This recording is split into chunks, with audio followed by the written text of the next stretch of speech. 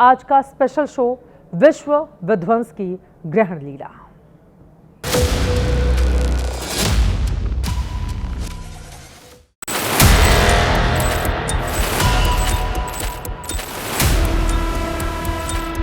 क्या रविवार और सूर्य के संयोग से बन रहा है खतरनाक ग्रहण का योग?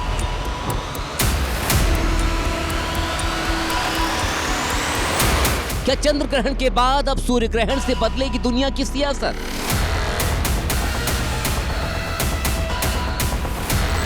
क्या सूर्य के ग्रहण से मिलने वाली है सत्ता को चुनौती?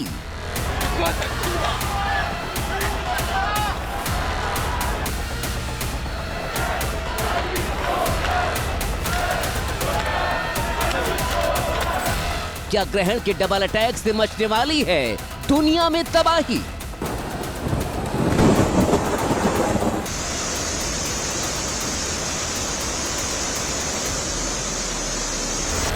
क्या 21 सितंबर का सूर्य ग्रहण बदलने वाला है धरती की चाल?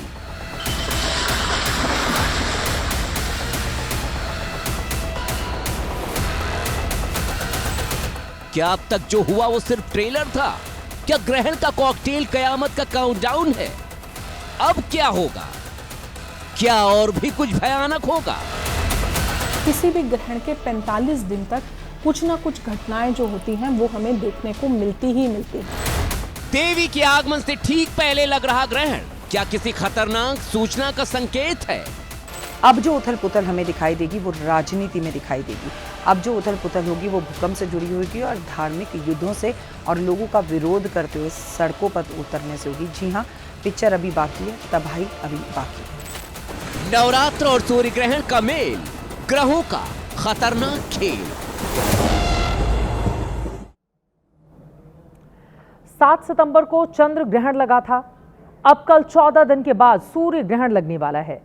वैसे तो आज के वैज्ञानिक युग में ग्रहण को महज एक खगोलीय घटना के रूप में देखा जाता है, लेकिन धार्मिक मान्यताओं में ग्रहण सिर्फ एक घटना नहीं बल्कि पूरा का पूरा ज्योतिष विज्ञान है। तबाही, बर्बादी, आपदा की आहट है। वैसे तो कल का ग्रहण भारत में नहीं दिखेगा, लेकिन जहां पर दिखेगा वहां अच्छी संख्या में भारतवंशी रहते हैं। ऑस्ट्रेलिया में भारतीयों की संख्या करीब 10 लाख है, न्यूजीलैंड में 2,70,000, फिजी में 3 लाख से ज्यादा भारतवंशी हैं, यानी 15 लाख से ज्यादा भारतीयों पर सूतक का साया पड़ने वाला है। बहुत से लोग ऐसे होंगे जो आपके परिवार से होंगे, आपके जानने वाले भी होंगे। हमारा देश परंपराओं को मानने वाला देश है। यहाँ विज्ञान में भी धार्मिक ज्ञान है, इसीलिए ज्योतिष के जानकार ग्रहण से सावधान कर रहे हैं, क्योंकि एक महीने में लगने वाले 2 ग्रहण को शुभ नहीं माना जा रहा। वैसे भी चंद्र ग्रहण ने जो ट्रेलर देश और दुनिया को दिखाया है वो बेहद खतरनाक है। इस रिपोर्ट के जरिए हमारा मकसद आपको डराना नहीं बल्कि ये बताना है कि अगर धर्म के जानकार कुछ बोल रहे हैं, सचेत कर रहे हैं, तो उन्हें नजरअंदाज कतई नहीं करना चाहिए। चंद्र ग्रहण से महीने भर पहले धराली में आई थी तबाही।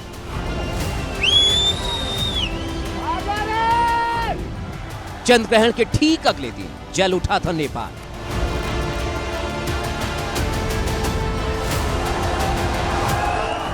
सूर्य ग्रहण से पहले सहस्त्रधारा में आई सबसे बड़ी तबाही।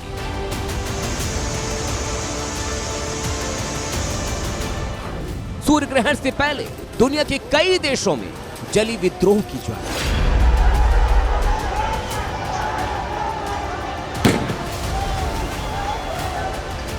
चंद्र ग्रहण और सूर्य ग्रहण के बीच देश दुनिया में कई ऐसे घटनाएं हुई हैं जिसने ज्योतिष विज्ञान की भविष्यवाणी को सच साबित किया है।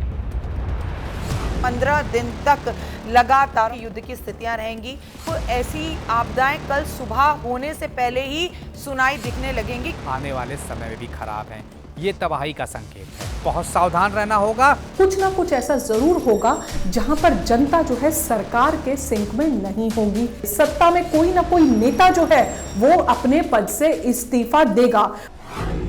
7 सितंबर को चंद्र ग्रहण लगा था और 14 दिन बाद 21 सितंबर को सूर्य ग्रहण लग रहा है। ज्योतिष का विज्ञान और गणना करने वालों का ज्ञान कहता है कि महीने भर में 2 ग्रहण लगना दुनिया के लिए शुभ नहीं है। चंद्र ग्रहण बीत गया, उसका असर देश दुनिया में खूब दिख चुका है।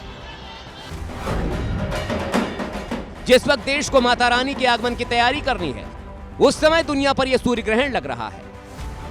इस ग्रहण के योग का संयोग देखिए। रविवार का दिन है, जो भगवान भास्कर यानी सूर्य का ही दिन माना जाता है। पितृपक्ष की समाप्ति हो रही है। देवी पूजा की शुरुआत के लिए महालया का मुहूर्त है और उसी दिन साल का आखिरी सूर्य ग्रहण लग रहा है। बहुत से लोग जो महालया को नहीं जानते, उन्हें बता दें कि मान्यताओं के मुताबिक देवी मां इसी दिन धरती पर कदम रखती हैं। पश्चिम बंगाल में इस दिन का काफी महत्व है। मूर्ति बनाने वाले मूर्तिकार महालया के दिन ही देवी की आंखों में रंग भरते हैं। यानी एक तरफ देवी का आह्वान है तो दूसरी तरफ धरती पर सजीव दिखने वाले एकमात्र भगवान सूर्य को ग्रहण लग रहा है। अब आप इसे महासंयोग ही मानिए कि इस साल चैत्र नवरात्र के ठीक एक दिन पहले साल का पहला सूर्य ग्रहण लगा था। मतलब चैत्र नवरात्र की शुरुआत से पहले भी ग्रहण था और शारदीय नवरात्र के पहले भी ग्रहण लग रहा है। ग्रहण के साय में ही नवरात्रि शुरू हो रही है। कई जगहों पर जब दिन खत्म हो रहा होगा, भारत में उदय हो रहा होगा, क्योंकि रात के 3 बजे तक है। एक तरह से प्रतिपदा तिथि लग जाएगी और तभी ग्रहण लग रहा है। और इसमें एक ही चीज़ बस अच्छी है, क्योंकि पूरा ग्रहण पितृपक्ष के साय में रहा।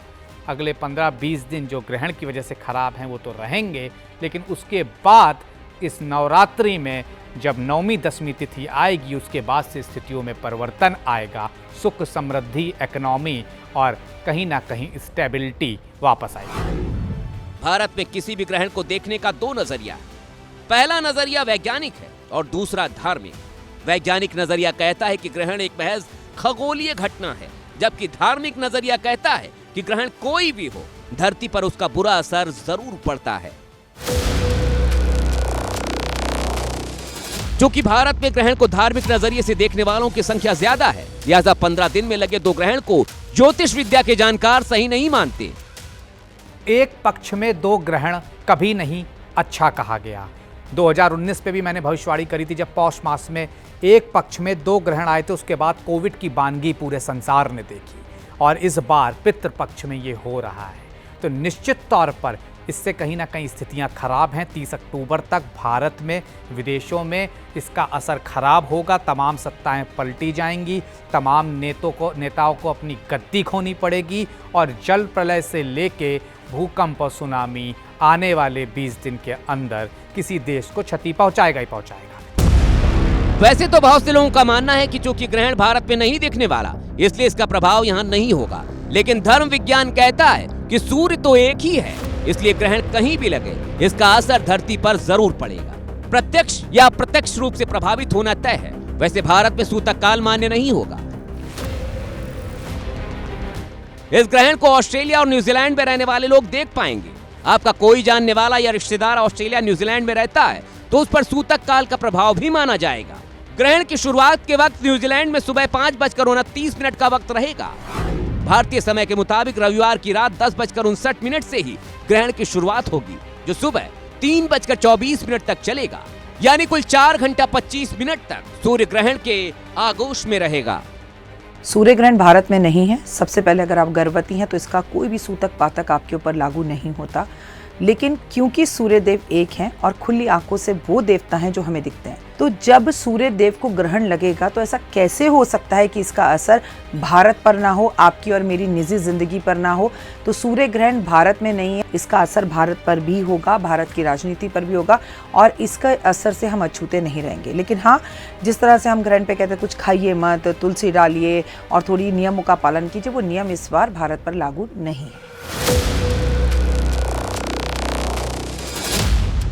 वैज्ञानिक दृष्टिकोण से देखें तो चंद्रमा धरती और सूर्य के बीच से होकर गुजरता है, तो इस स्थिति में सूर्य की रोशनी पृथ्वी तक नहीं पहुंच पाती है।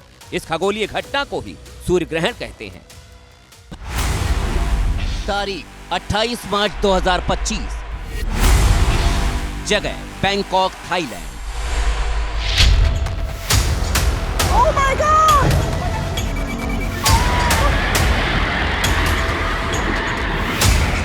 दुनिया के खूबसूरत टूरिस्ट स्पॉट में से एक बैंकॉक उस दिन भूकंप से हिल गया था।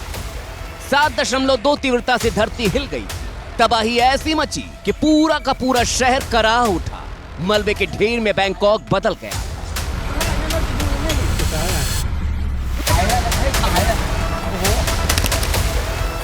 उसी दिन म्यांमार में 7.7 तीव्रता का भूकंप आया था।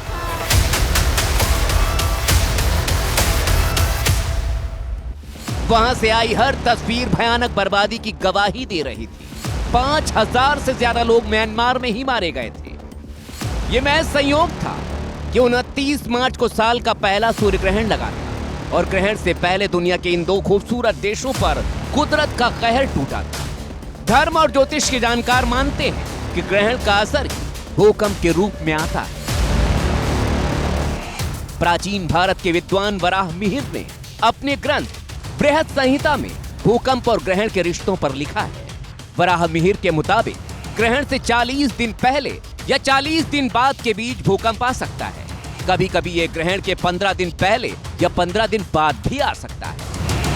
देखा भी आपने इन 15 दिन में चंद्र ग्रहण का असर बहुत ज़्यादा हुआ।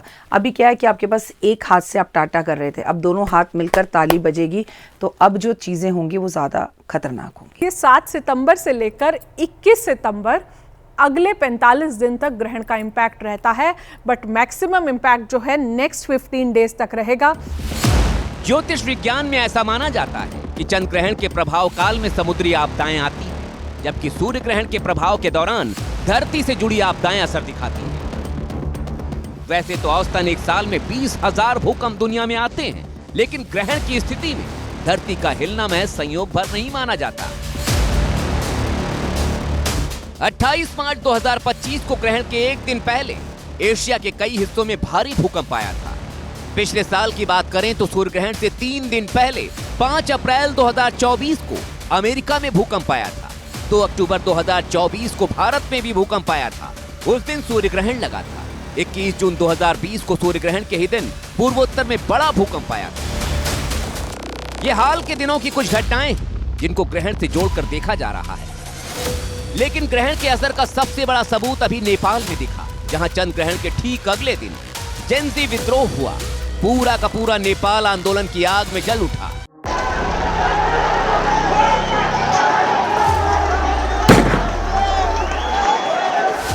इस बार सूर्य शनि आमने सामने है, समसप्तक योग बन रहा है। सूर्य कौन? सत्ता, राज्य, देश, प्रधानमंत्री या राष्ट्रपति, और शनि कौन? जनता। जब ये दोनों आमने सामने होते हैं तो क्या होता है? तख्ता पलट, जो कि नेपाल में हुआ। अभी एक और निश्चित तौर पर इसकी वानगी देखी जाएगी। ये महज सिर्फ संयोग नहीं कहा जा सकता कि चंद्र ग्रहण का सबसे पहला असर हिंदुस्तान के पड़ोसी मुल्क नेपाल पर दिखा, क्योंकि नेपाल वो देश है जहां 80% से ज्यादा हिंदू रहते हैं, जो ग्रह नक्षत्र और ग्रहण को धार्मिक नजरिए से देखते हैं, उसे मानते हैं। धार्मिक ग्रंथों में जिस बात का उल्लेख है और जो बातें धर्म के जानकार ज्योतिष के धुरंधर कह रहे हैं, उसका सटीक उदाहरण नेपाल है।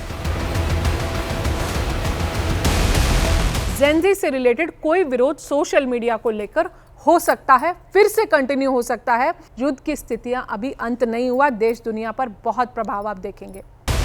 और नेपाल ही क्यों, फ्रांस की राजधानी पेरिस में हुए बवाल को नजरअंदाज नहीं किया जा सकता। सत्ता के खिलाफ ये देश भी सुलग रहा है। बवाल और हंगामे की तस्वीरें 2 दिन पहले भी आई हैं। उधर चंद्र ग्रहण से सूर्य ग्रहण के बीच ब्रिटेन में लाखों लोगों का सड़क पर उतरना भी महज संयोग नहीं हो सकता। दक्षिण अमेरिकी देश इक्वाडोर भी इन दिनों अंदर ही अंदर उबल रहा है। ये तो सूर्य ग्रहण से पहले की तस्वीरें हैं। सवाल तो ये है कि क्या सूर्य ग्रहण दुनिया में और ज्यादा स्थिरता का माहौल लाएगा? सूर्य ग्रहण क्या किसी नेता की गद्दी लेने वाला है? जनता कहीं ना कहीं सत्ता पलट करेगी, जनता में विध्वंस होगा और सरकारें गिरेंगी, बनेंगी, बड़े नेताओं को अपनी गद्दियां छोड़नी पड़ेंगी। निश्चित तौर पर सूर्य ग्रहण के बाद आप सत्ता परिवर्तन, बड़े राजनेताओं को हानि, जनहानि, खास तौर से कहीं तख्ता पलट और सुनामी, भूकंप जैसी घटनाएं देखेंगे। धार्मिक मान्यताओं के हिसाब से ग्रहण का प्रभाव अगले 1.5 महीने तक दिखेगा, इसलिए सावधान रहने की बहुत जरूरत है। हम आपसे बार बार यही कह रहे हैं कि ये सारी बातें धार्मिक और ज्योतिषीय गणना के आधार पर कही जा रही हैं। इसका विज्ञान से कोई लेना देना नहीं, क्योंकि विज्ञान ग्रहण को महज एक खगोलीय घटना ही मानता है। उसके हिसाब से सूर्य ग्रहण एक प्राकृतिक प्रक्रिया है।